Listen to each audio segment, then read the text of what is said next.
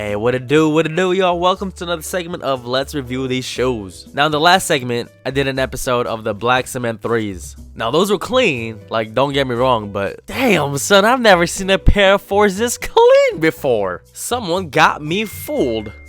At first glance, you wouldn't even believe that it still has the original midsole. Aside from the yellowing midsole, their air unit looks pretty clear for their age, and there's no cracking on the upper material. Hey, like, real talk, like, if someone would have shown me this, like, for, like, a quick second, I'd have been like, yo, these are tab swap. But if you know, like, the shape of the shoe, yada, yada, yada, they'd be like, damn, these are really from 99. That's crazy. As much as I love the shoe from this year, I just can't get myself to buy a pair due to how brittle the door bug gets. Because after swapping so many pairs, you know, like, what happens if you wear them, especially if they're in dead stock condition. Yo, if they re-release them correctly, then for sure I'll grab myself a pair. I've seen all the 4s released as of 2017, and the shape is, it still looks like a 2006 pair. Like, they're not making the height of the ankle collar high enough to be true to the 99s or the 89s. There's something about the padding on the 99s just make it like the best year to be a Jordan 4. It's like they packed hella titties inside the ankle collar and just called it a day, and that's how comfortable they are.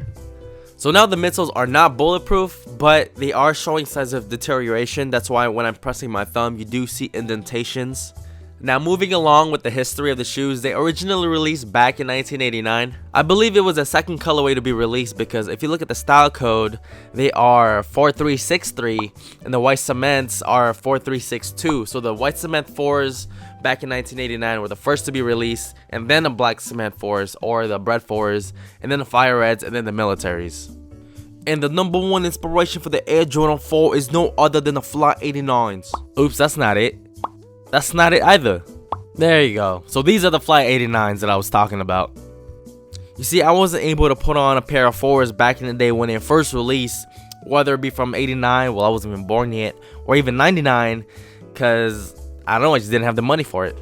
So I could only imagine how comfortable they were, like straight out the box, fresh, brand new from the factory, just released, just in stores, you know what I mean?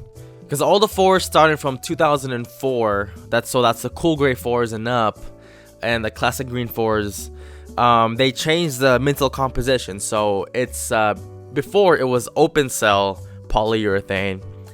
Now the shoes that we're getting, they're closed cell polyurethane. So that means that the midsoles are not dyed.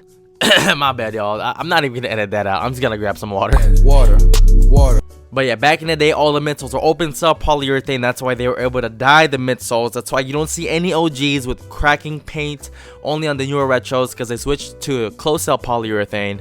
So the only upside from the closed cell polyurethane midsole is pretty much how long they last. So they last a lot longer now, but the downside, they're not as comfortable, of course, as you can already tell, and the paint does not stick properly. So that's why we have to repaint them every single time we wear them. Now, if you check out the size tag, the date touches the barcode. That means they are authentic. So if you're looking for OGs and if you're wondering if they're authentic or not, from I believe from 1996 or not, sorry, what the fuck, 1996 or 1995 all the way up to 2006, if the date touches the barcode, that means they're authentic.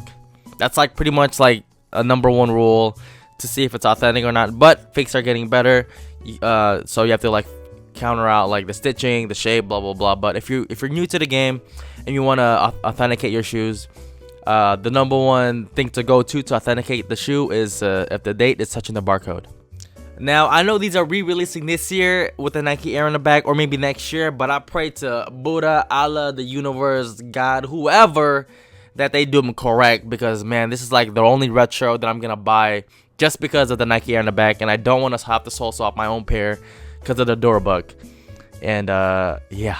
Now, if you're looking at the bottom soles, you're thinking, okay, what am I looking at? But if you've been collecting for a while and you know that it's really hard to get them that white because the red transfers onto the white, as you can see on this worn pair. Man, I've seen it many times on some DS pairs as well. So it's pretty rare for a DS pair of this caliber to have everything looking nice and fresh. You can even see on the worn pair that the back tabs are a bit more tinged yellow on the lettering, and also the pull tabs on the sides. Alright y'all, so this wraps up the review for these Air Jordan 4s black and red colorway. If you guys enjoyed it, please subscribe if you have not already. Like, comment, because it really helps me out. Love y'all.